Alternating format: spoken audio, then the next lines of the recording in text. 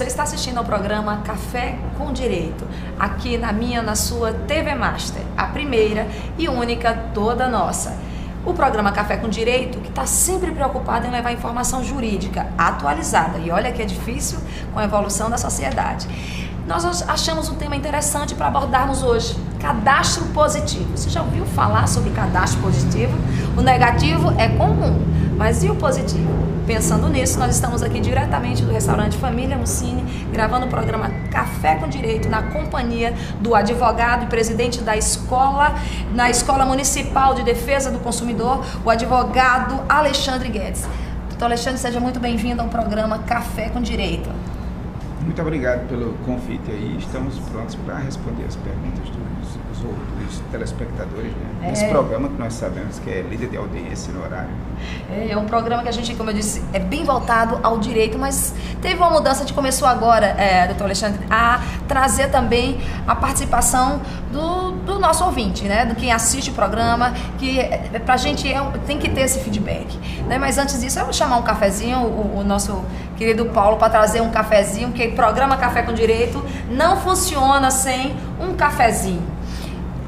O tema é interessante. A lei que permitiu a criação do cadastro positivo, ele foi sancionado agora no dia 9 de julho. Né? A lei é a Lei 12.414, né? Foi oriunda da medida provisória a 518. Mas antes de falar sobre o cadastro positivo, você que eu vou começar a tratar de você, professor que trabalha diretamente com a educação, descreva de forma didática para o nosso telespectador o que vem a ser o cadastro positivo. Bem, Gilda, veja bem, sempre existiu, sabe, essa questão do cadastro negativo, né? Tá aí, o pessoal só falava de SPC, Serasa, e também se esquecem de falar, o SPC Serasa é voltado para a negativação dos consumidores, né? Tanto pessoas físicas como pessoas jurídicas. Só que existe também o cadastro negativo para as empresas. As empresas, elas são cadastradas como marca prestadora de serviço de acordo com o artigo 44 do Código do Consumidor. Então, o único órgão que pode cadastrar as empresas como marca prestadora de serviço junto ao SINDEC, que é o Sistema Nacional de Defesa do Consumidor, que é justamente esse cadastro, ele é atualizado ano a ano, das empresas que elas não resolvem os problemas do consumidor a partir das suas reclamações. Então existe o cadastro negativo, tanto de empresa, né, quanto de consumidores. Faltava existir, isso foi um requerimento a partir de uma discussão lá no Congresso Nacional, né, de alguns parlamentares, entre especialistas do direito do consumidor e especialistas de marketing de empresas. Então, a partir daí se chegou a ver que por que é que sempre se prioriza os aspectos negativos e não se premia aqueles consumidores que têm uma ficha, digamos, de crédito intocável, né, digamos, cristalina, limpa, né? Então, essas pessoas poderiam ter alguma vantagem do ponto de vista mercadológico. E aí foi pensado inicialmente um projeto, uma medida provisória, né, que teve várias modificações, inclusive para salvaguardar, né, o direito de imagem, né, e não possibilitar aspectos discriminatórios, e aí possibilitar um cadastro mais limpo. Então, por isso que houve o veto inicialmente no governo do presidente Lula, né, que enviou esse projeto através do Gabinete Civil da Presidência para a assessoria fazer modificações e sugestões, né, de cunho de proteção, porque o código é Código de Proteção e Defesa do Consumidor. Então não é somente defender, também é proteger. E esse cadastro visa justamente proteger aspectos que não podem ser levados em conta no momento em que for feita uma análise, né, para concessão de crédito. Então essas informações, Sheila, essas informações positivas, elas se tornaram necessárias, não apenas para enaltecer os consumidores que têm uma ficha, né, louvável do ponto de vista de crédito, né, uma ficha válida, os consumidores que assim desejarem, eles vão ser inseridos nesse cadastro. Não, vale salientar, a lei ela coloca que não é uma coisa compulsória, não é uma opção, é uma opção e não uma imposição. Então, nesse sentido, o cadastro você assina um formulário, sabe, vai ser distribuído. Tipo assim, um formulário de adesão? De adesão, exato. Você vai aderir aqui, ele é opcional. Agora, inclusive, depois que você adere ao sistema, e ele é gerido, né, tem um gestor desse cadastro, você pode, assim que o queira, você pode ter acesso a esses dados, inclusive podendo corrigir, exigir a correção desses dados de informações imprecisas, sabe? Ou informações que não correspondem com a realidade. Então, no prazo de 7 dias, o gestor tem a obrigação de retificar esses dados, sob pena, né, de incorrer em ações judiciais, né, inclusive junto ao PROCON, administrativa junto ao PROCON, ou judiciais em busca de dano moral, se vier esses dados imprecisos a prejudicarem o consumidor no seu acesso ao que é o objetivo do cadastro, que é o acesso ao crédito. Então, esse cadastro ele tem um objetivo básico de disciplinar, né, a formação e consulta dos bancos de dados. Essas informações, elas são, vale salientar, positivas, e elas visam justamente dar acesso aos fornecedores de bens e serviços, dar o acesso a essas informações para que eles possam conceder o crédito, mensurando, ou seja, medindo o risco que aquele cliente ele representa, para aquela relação de consumo.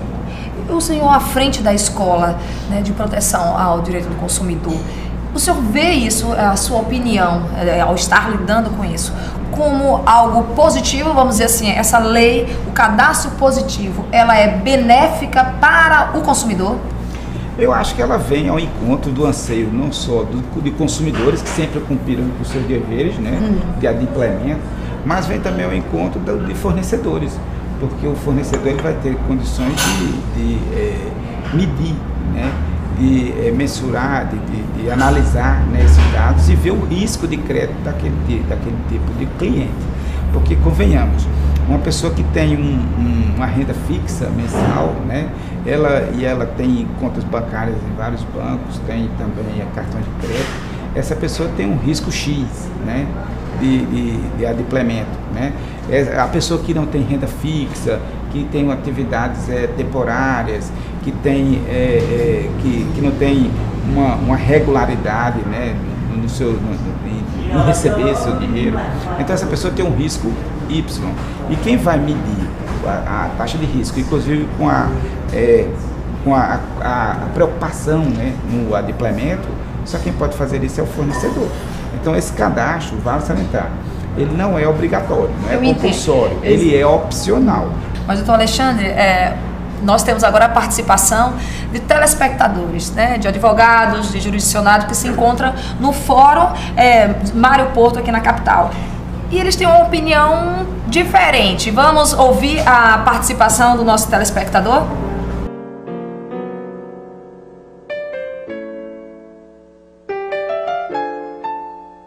Eu já ouvi falar do cadastro positivo. Na minha opinião, ele é um instrumento discriminatório para a população. Haja vista que as instituições financeiras terão uma informação do cliente e do cidadão, porém, ele não terá o direito de ter uma redução de juros proporcional ao peso dessa informação no cadastro das instituições. Eu acho que isso é desnecessário, é uma medida que não vai trazer utilidade prática tanto para os consumidores quanto para os comerciantes, para os fornecedores. Se o país fosse mais transparente as informações, talvez isso pudesse até acontecer. Mas o que a gente percebe na estrutura financeira do país é que o sistema bancário fica fortalecido com informações que a gente nem sabe quais são as informações que tem lá, e isso não transforma-se em benefício para a população.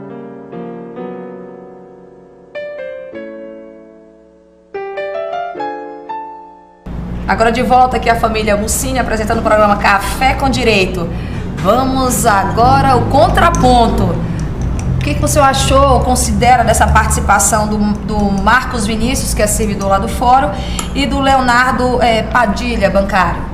Bem, eu acho a opinião dos dois são opiniões meramente particulares. Eu creio que eles não se ativeram bem ao conteúdo da lei. A lei tem 18 artigos.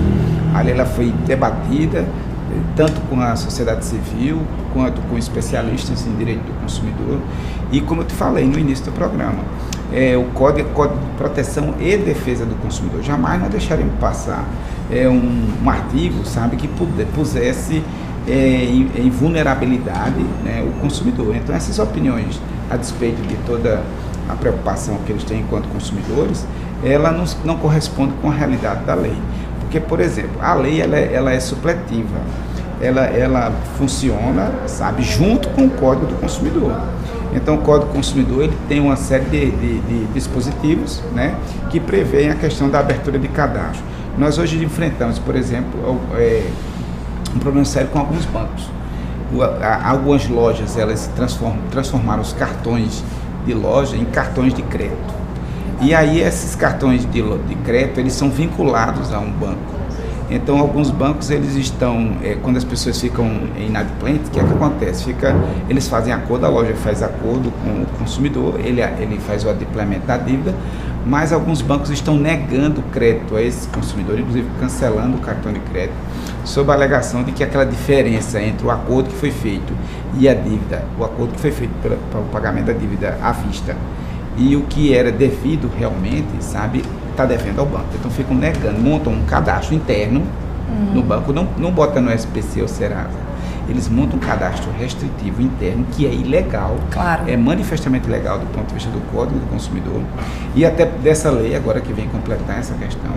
Então nós temos combatido bastante esse tipo de prática de alguns bancos, de montarem esse cadastro, sem dar conhecimento ao consumidor do que está nele contido. Então nós estamos preocupados em que essa lei ela venha justamente corresponder a esse anseio de ser um divisor de águas, né, entre os consumidores adimplentes e os inadimplentes contumazes, né, que é uma forma de proteção. A questão hoje do segredo de empresa, por exemplo, hoje qualquer consumidor que entre nesse cadastro, de acordo com a lei, ele pode ter acesso a qualquer momento a essas informações ali contidas, inclusive exigir no prazo de 7 dias a sua retificação. Se for negativo, ele tem um judiciário para se socorrer, exigindo dano moral, inclusive. Agora, por exemplo, quais são as informações que vão estar contidas nesse cadastro? São as minhas compras positivadas, por exemplo assim, a loja, eu vou até a loja comprar um carro novo e meu nome está no cadastro. Aí o funcionário da loja de carro de veículos acessa o meu cadastro e aí no meu cadastro tem lá dizendo que eu tenho um financiamento de um apartamento, de uma casa própria, que eu já comprei um carro há 3 anos atrás e que eu quitei, tá informando que eu acabei de comprar na loja X e Y, que eu tenho uma assinatura da revista A e B, que eu sou assinante de outro, porque tudo está interligado, acaba tendo toda uma interligação. Até que ponto essas informações que esse funcionário vai ter, ela me traz segurança ou ela me traz benefícios? Agora eu só peço um segundo, não responda agora, vamos deixar o nosso telespectador aguardando mais um pouquinho, que a gente vai agora para o intervalo e a gente retorna com a resposta. Não saia daí, porque o programa Café com Direito tem a preocupação de trazer informação para você ser um consumidor consciente e também, junto conosco, brigar pelos seus direitos. Já retornamos com o programa Café com Direito, diretamente aqui da família Mucini.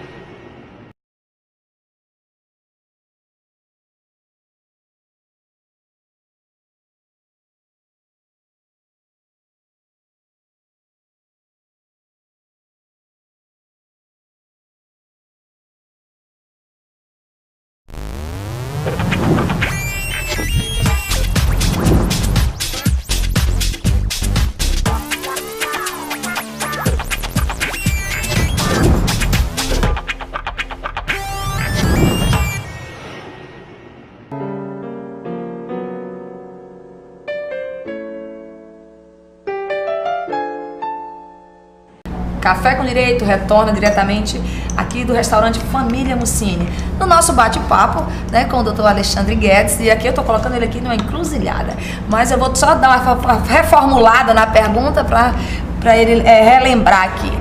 Até que ponto é positivo ou até que... Quais são as informações de fato é positivo e quais são as informações que vão conter nesse cadastro em relação à minha pessoa no momento que eu aceito incluir? Veja bem, eu falei no bloco anterior sobre essa questão da impugnação. O consumidor que optar por entrar no cadastro, a qualquer momento ele pode verificar os seus dados e impugnar dados que são incorretos. Ele vai ter acesso? Vai ter acesso ao momento que ele quiser, ele vai ter acesso a esse cadastro. Não pode ser negado. Inclusive, as informações que constam nele só podem ser informações nos últimos 15 anos. Certo? Que é muito tempo. É muito tempo, 15 anos de crédito.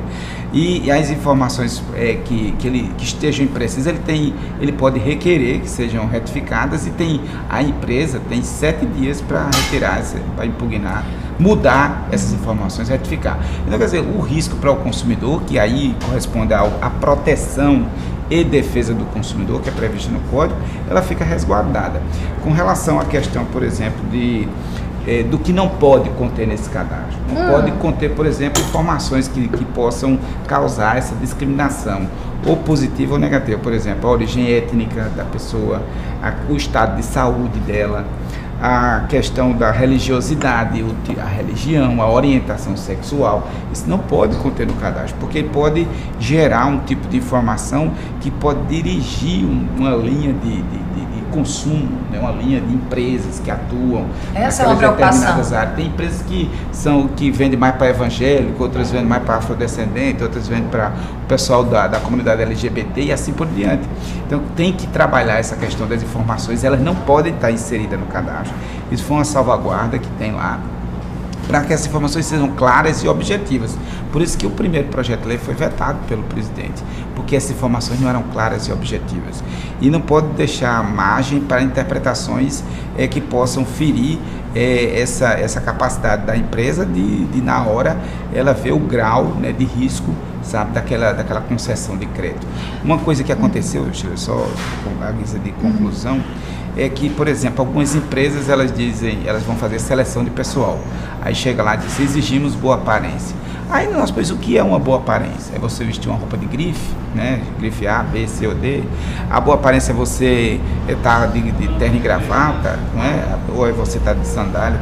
Então, essas informações, elas são meio subjetivas. Exigimos boa aparência. Esse tipo de coisa não pode existir num cadastro, e esse cadastro que é subjetiva. Pode suscitar uma discriminação. Agora, assim, de forma bem objetiva, são perguntas curtas, mas de extrema necessidade do conhecimento.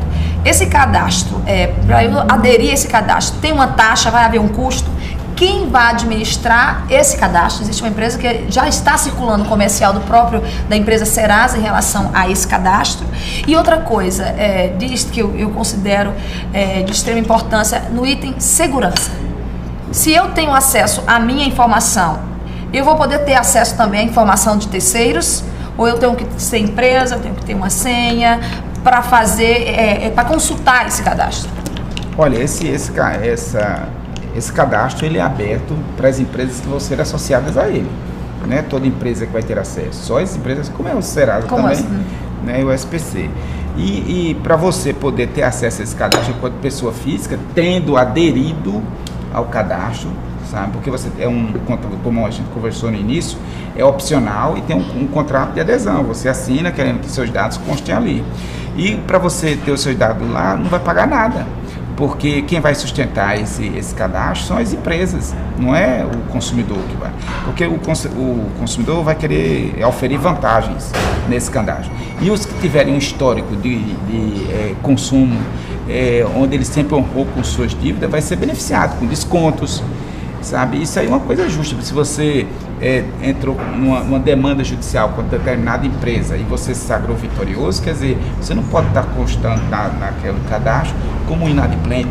Se a empresa estava com cobrança abusiva, sabe, provocando taxas que traziam ônus excessivo para o consumidor, isso aí foi decretado pela justiça como ilegal e abusivo, né? isso não pode constar no cadastro. Como mas assim? Ele brigou contra o banco Claro. tal, contra a empresa tal, por taxa X, Y, Z, e se sagrou vitorioso, e lá tem dizendo que ele ficou inadimplente. Essa informação não é clara e objetiva. Claro, mas por E exemplo, ela não corresponde com a verdade. o senhor mencionou bem aí o prazo, né? O prazo de 15 anos. A gente tem hoje na lei que o máximo que você poderia ficar no caso do cadastro negativo são de 5 anos no Serasa. E aí eu lhe pergunto, 15 anos para se construir um cadastro positivo diante da realidade brasileira, diante, às vezes, até que você sabe que acontece isso nos casos de ações judiciais, que o nome do consumidor vai de forma indevida e constou em algum momento, durante esses 15 anos, num cadastro negativo, até que pontos não vai interferir no meu cadastro positivo? Eu estou impossibilitada de estar no cadastro positivo se em algum desse momento eu fui incluída no Serasa? Olha, veja bem, o Código do Consumidor é um microsistema muito interessante. Ele é dos mais completos do mundo com relação a essa questão do consumidor. Ele tem o princípio da vulnerabilidade, da hipossuficiência, que favorece o consumidor. E também ainda tem o princípio do ponto de vista judicial, que é a inversão do ônus da prova. Né? O consumidor ele pode pedir ao juiz, né, a inversão do ônus da prova, ou seja, a empresa que tem que apresentar as provas contra o que ele está alegando. E além disso, tem um dispositivo do artigo 47 que prevê que as cláusulas contratuais serão interpretadas mais favoravelmente ao consumidor. Isso quer dizer o quê? O consumidor está com uma série de dispositivos que lhe favorece em demandas judiciais. Inclusive no artigo 6º tem dizendo que qualquer violação do direito do consumidor, do ponto de vista de proteção e defesa, ele pode ser motivo de demanda judicial, inclusive requerendo dano moral. Porque no dano moral, ele está embutido também lucro cessante, danos emergentes, que inclui também a questão do dano à imagem. Né? Mas eu penso assim, uma questão bem prática. O Serasa já está em mídia nacional fazendo publicidade sobre o cadastro positivo. Olha, eu me interessei, eu tenho uma vida ilibada, eu honro os meus compromissos. Eu vou até o órgão, né, porque aparentemente só apresentou o Serasa, e vou me candidatar, eu vou tentar. Chego lá, é negada o meu nome no cadastro por conta de um problema que eu tive, por exemplo, com a empresa telefônica, que colocou meu nome indevidamente no Serasa. Como é que é essa negatória? Como exatamente esse momento de me inscrever ou de uma negatória ao incluir o meu nome no cadastro positivo? Bem, se você teve seu nome negado a ser incluído, você tem o direito de saber por que foi. Certo. Você tem que fazer um requerimento. Se aquela informação for imprecisa, você pode requerer a retificação dela no prazo de 7 dias. Aí você tem que apresentar as provas de que aquela informação ela não corresponde à realidade, que ela foi fruto de uma demanda judicial que ainda está inconclusa, ainda está para julgamento. Então, quer dizer, como o cadastro, como ele foi montado, como ele vai ser montado, é de acordo com a lei, com o que a lei manda.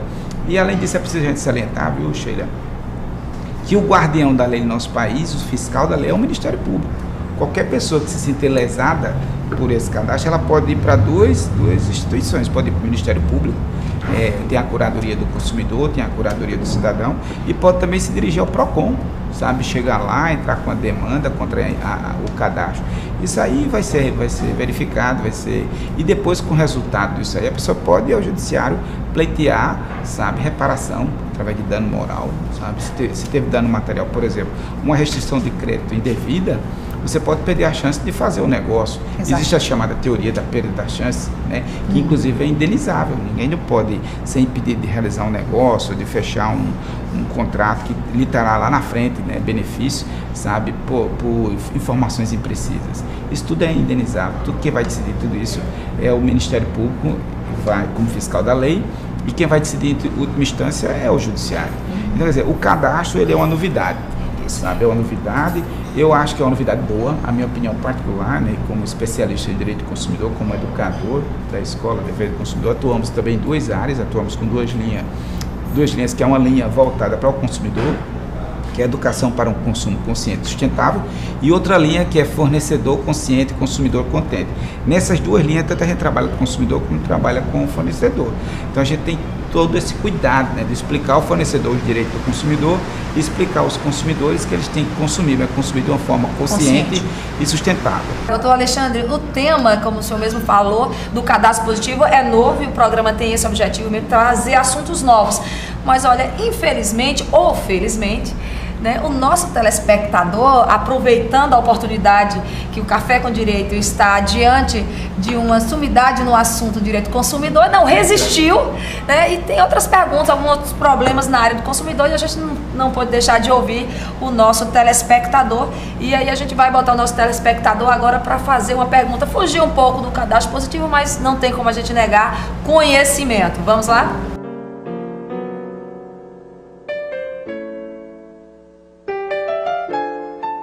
Eu possuo um cartão e esse meu cartão, ele foi cancelado simplesmente sem ninguém me avisar. Ninguém me avisou nada. Eu utilizava esse cartão normalmente. Há 2 meses atrás eu paguei 2 faturas desse meu cartão, um valor abaixo do mínimo. E o mês passado veio um valor de R$ 427 e eu paguei R$ 420. E cancelaram meu cartão sem ninguém me avisar nada. Meu cartão foi cancelado. Eu procurei a agência e me informaram que, como eu paguei esse valor abaixo do mínimo, ele poderia sim cancelar sem me informar, sem ter direito de me informar, nada, entendeu? Eu queria saber quais são meus direitos.